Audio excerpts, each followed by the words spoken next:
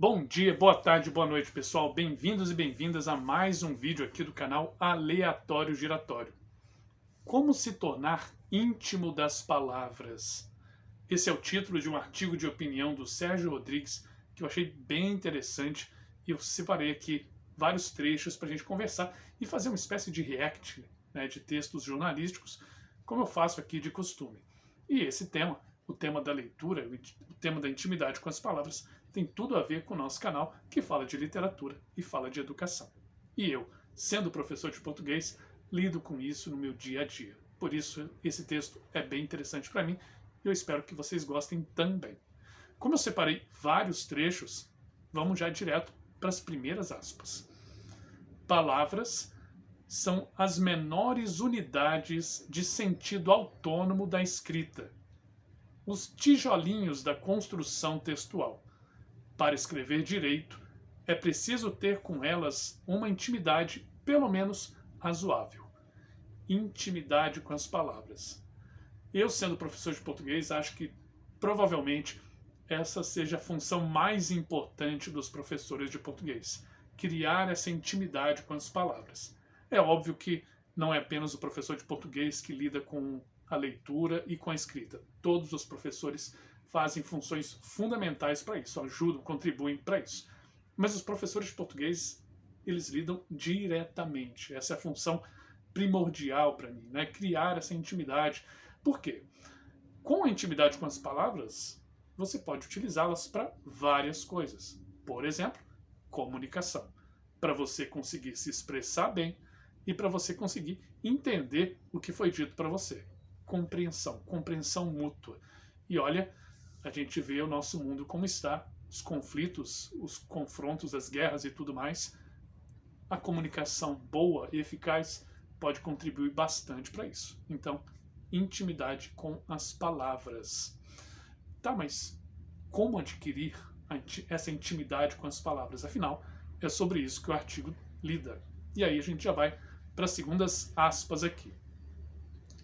Para ter essa intimidade, a intimidade com as palavras, em primeiro lugar, é preciso saber o que elas significam em estado de dicionário. O que ele está querendo dizer é que para a gente dar voos mais altos no uso das palavras, a gente precisa conhecer o básico do voo, o plano básico de voo. E nessa fala que eu fiz, eu já tentei demonstrar o que ele está querendo dizer nas aspas dele. Eu usei o conceito de voo não como o tradicional, mas eu sei a origem básica do termo voo. O que significa voar? Se deslocar no ar, né, coisas que os animais e os aviões fazem, por exemplo, um conceito básico aqui. Como eu sei o conceito em estado de dicionário, como ele disse ali, eu posso utilizar esse termo para outros usos, para outras metáforas, criando essas imagens. E aí, no caso da expressão que eu usei, dar voos mais altos no uso da língua, eu estou querendo dizer conquistar uma utilização mais ampla, mais variada, né? Mas para a gente conseguir essa utilização mais ampliada, segundo o artigo de opinião, a gente precisa conhecer o básico. Como que significa aquela palavra em estado de dicionário? Outro exemplo, a nossa boa e velha palavra coração, que sempre é utilizada aí na literatura, na música, nas artes e por aí vai, ou na nossa fala diária. Em estado de dicionário, coração é um órgão do corpo humano que serve para bombear sangue. O básico é isso. Mas aí a gente pode dizer que se a gente está muito feliz, o nosso coração está dando pulos de alegria. Mas se a gente está triste, se sofreu um problema amoroso, a gente pode dizer que nosso coração está em pedaços. O que eu quero dizer é, para a gente utilizar a palavra coração ou outras palavras para criar essas imagens grandiosas ou singelas, a gente precisa saber o que elas significam no dicionário, na sua utilização básica. Mas vamos além. Vamos para a terceira aspa aqui desse artigo de opinião, que eu lembro, né, vai estar aqui na descrição do vídeo. Terceiras aspas 3. Essa intimidade básica se obtém com leitura. Visitar dicionários são bem-vindos, mas mais recomendadas em caso de dúvidas específicas. A melhor forma de criar intimidade com as palavras, segundo o artigo, é pela leitura. A leitura, os autores, os escritores, eles utilizam como ferramenta básica de trabalho as palavras. Então, eles são os profissionais das palavras. Para isso, para a gente ter essa intimidade, vale a pena consultar os profissionais. Por isso, a leitura é fundamental. Mas que leitura?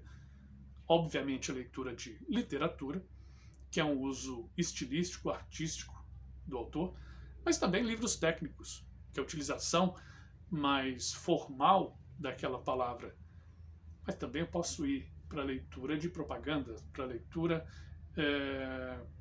de outros anúncios, a leitura variada. Quanto mais a gente conhecer os vários usos da palavra, e aqui eu estou citando a palavra escrita, melhor, porque a gente vai descobrindo como essa mesma palavra pode ser utilizada de variadas formas. E aí, eu, com o meu conhecimento, com a minha vivência, vou me apropriando do que já foi feito e vou fazendo o meu próprio uso, né? Porque a nossa criatividade também está atrelada a gente ver como que os outros utilizaram a criatividade deles. A construção artística e de comunicação é sempre uma apropriação do que já foi feito, né? E isso é normal e é bem-vindo. A gente saber como o outro usou para a gente poder criar o nosso próprio estilo. Vamos lá. Próximas aspas para a gente poder dar sequência a esse vídeo. Palavras guardam ecos e ressonâncias por força da história, da história da língua e da cultura em que se inserem. O uso da palavra também guarda a nossa história. A gente conhecendo as palavras, a gente pensa, nossa, como que aquela palavra foi inventada? Como ela surgiu? Como ela era utilizada antigamente? Porque muitas palavras guardam ali esses ecos da nossa história. E a gente passa a se conhecer melhor e conhecer o nosso povo, tanto nas coisas boas quanto nas coisas ruins, através das escolhas que os nossos antepassados fizeram para aquela palavra. E aí eu vou dar um exemplo aqui do Paraná, onde eu moro. Aqui o pessoal não fala estojo. Aqui as pessoas falam penal. Sim, penal. Você pode nunca ter ouvido essa palavra. Não é só o Código Penal, mas aqui o penal é o estojo. Que coisa estranha, que negócio esquisito. Mas aí a gente passa para prestar atenção com um pouco mais de calma, um pouco mais de atenção, e a gente descobre que antigamente o local em que as pessoas colocavam as suas penas para escrever eram os penais. Então a palavra penal vem daí, da utilização de penas para as pessoas escreverem. Era o local em que eles guardavam essas penas. A gente já não usa pena, mas a palavra ficou. E aí a gente vê os ecos da história. A palavra penal, que representa, na verdade, o estojo para o resto do país, era o local em que se colocavam as penas. Bacana, né? E sim, a gente conhecendo a história, a nossa história, a gente vai conhecendo as palavras e vice-versa. A gente conhecendo as palavras, a gente também conhece a história. É uma via de mão dupla, vamos dizer assim. Próximas aspas que eu separei aqui. Mas a intimidade com as palavras toca uma discussão cultural ainda mais profunda, num repertório de referências que vai além da literatura e inclui um acervo imenso de canções, cantigas de roda, quadrinhas populares, ditados, expressões idiomáticas, trocadilhos, bordões humorísticos e por aí vai. Eu queria dizer isso aqui nessa parte do vídeo, que é óbvio que a intimidade com as palavras não se dá só com a leitura escrita. Com ela também, mas não apenas. O repertório da palavra escrita é muito importante, mas ele não é tudo, não.